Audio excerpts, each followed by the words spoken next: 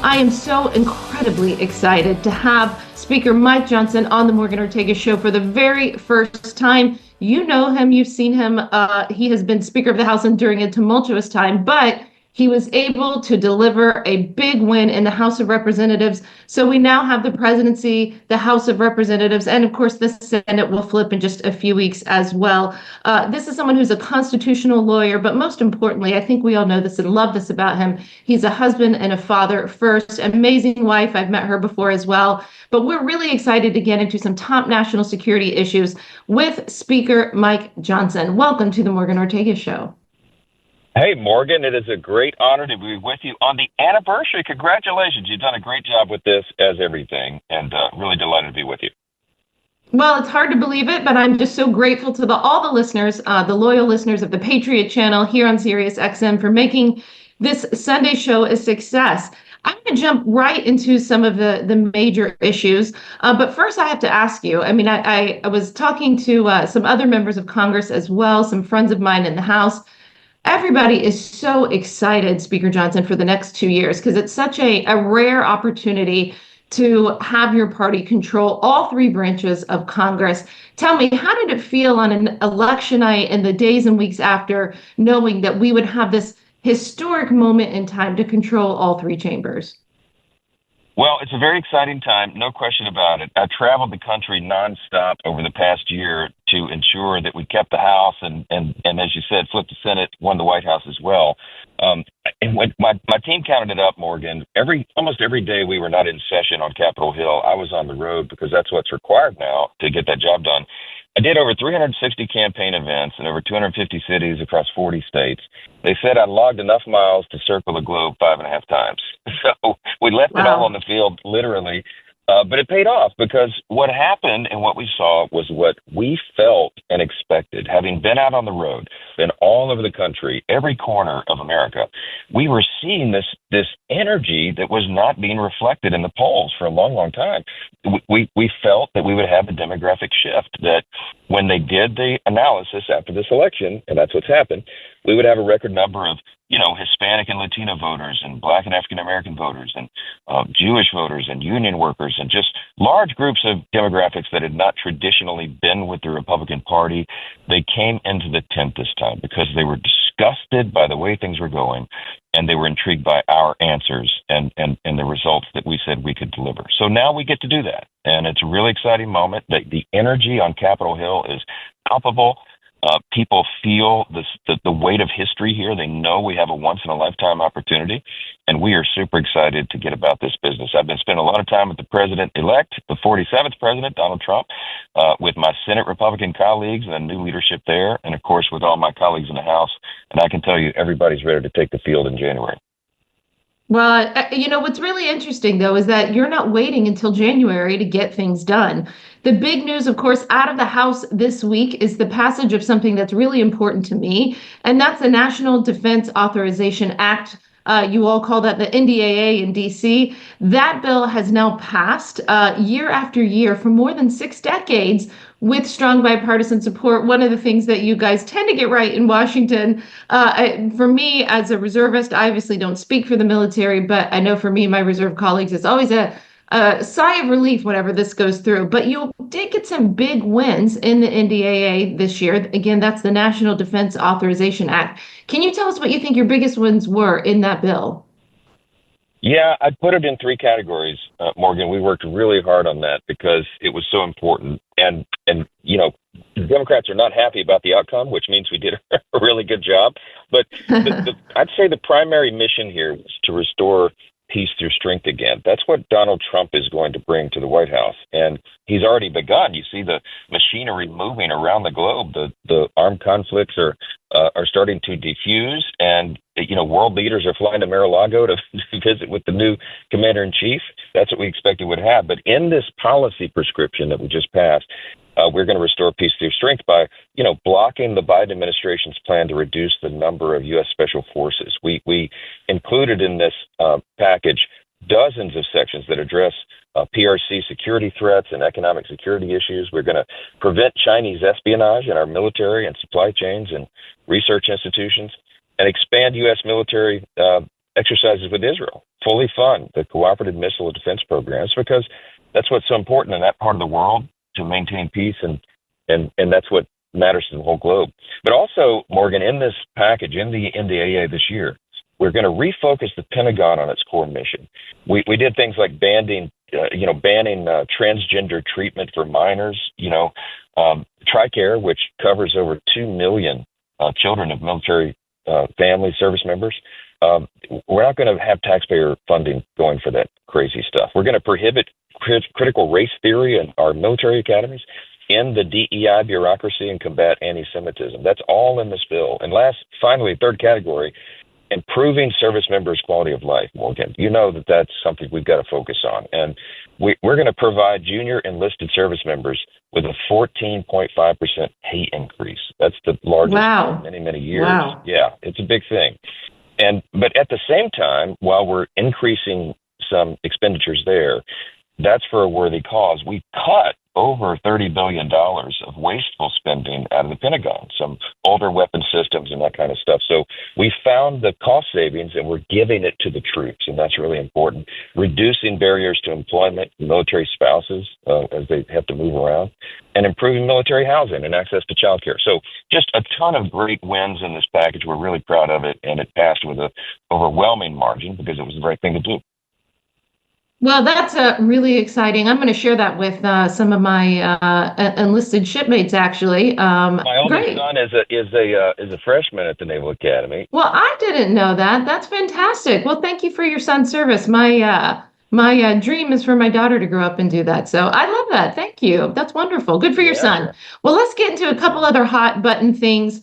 I got to tell you, I am getting asked every day on television about these drones over New Jersey, especially, I think, because of the Chinese spy balloon incident that happened, and the Biden administration, of course, had very shifting answers on that.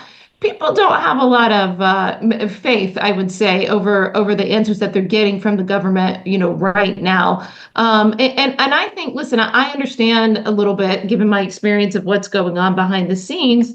And so I understand that you have to be careful about what you say. But for me, Speaker Johnson, it looks like analysis paralysis, right? We saw drones that were flying reportedly over Norfolk Navy base, over President Trump's Bedminster facilities in New Jersey as well. Like, none of this stuff is new. And so it seems like just a lot of analysis paralysis out of the White House. Like, well, what do we do? How do we shoot them down? What is your thought? How is the House responding to this potential foreign threat? Well, it's just crazy. Let's just be honest. I mean, we are very concerned the administration hasn't been able to give the American people a clear-cut answer on what it is. And you're right. We think very much about the Chinese spy balloon that they allowed to circle the country for so many days without taking it down. Look, my office has organized a briefing by DOD, DHS, and FBI on this. We're going to have the relevant offices and committees attend that. We're taking it very seriously on Capitol Hill. What we can say right now, based on the information shared to date, is that we don't believe there's any evidence of a threat or of a foreign nexus, and there's no evidence of a suspicious vessel off the coast that might be guiding this.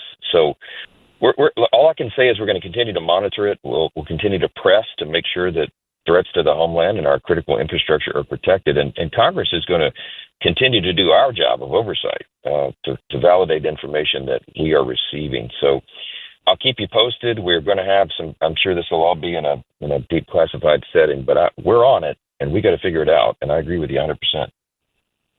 One of the things, Speaker Johnson, that is so important to me is a policy change in the Middle East. By the way, I'm incredibly excited. I claim both Tennessee and Florida as my home states. I grew up in Florida. I need to count it. I keep saying this. I think I was telling Kat Kamek, I think I'm like a fifth generation Floridian.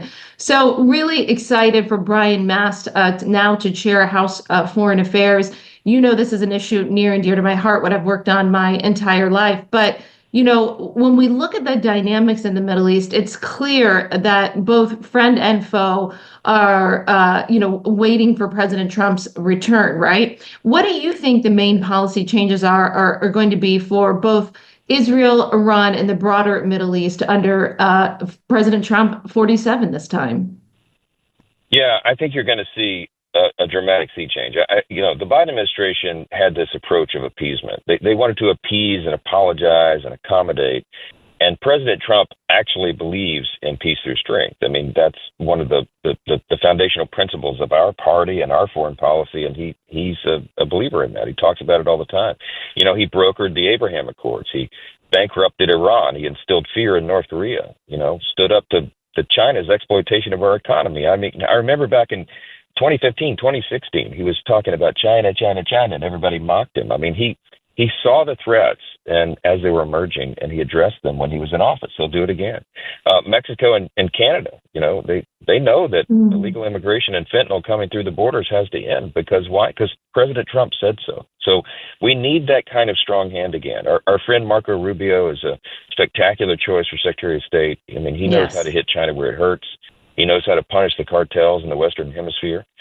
There's a reason Iran had a hit job on Trump. They know he's going to reinforce oil sanctions that Biden ignored, right? So you look at how tough Trump has been on Hamas.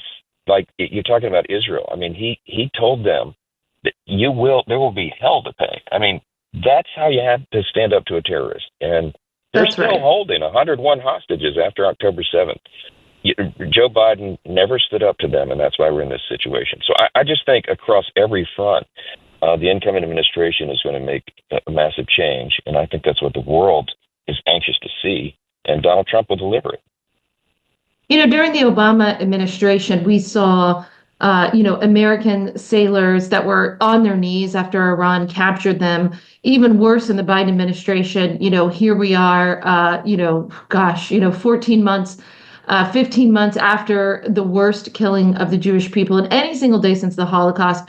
We still have 3 Americans left behind. And sadly, we know that there are bodies of more Americans that are left behind. And I don't think that there's a single issue more important than getting our Americans home. We want to get them home alive, obviously, but I know how important it is to President Trump that we get Americans home no matter what, even if they've passed away. I think about Mike Pompeo in the last administration, whenever he brought the bodies of Americans home back from Korea, from the Korean War. And having worked for President Trump when he was 45, I know that's going to be a crucial point.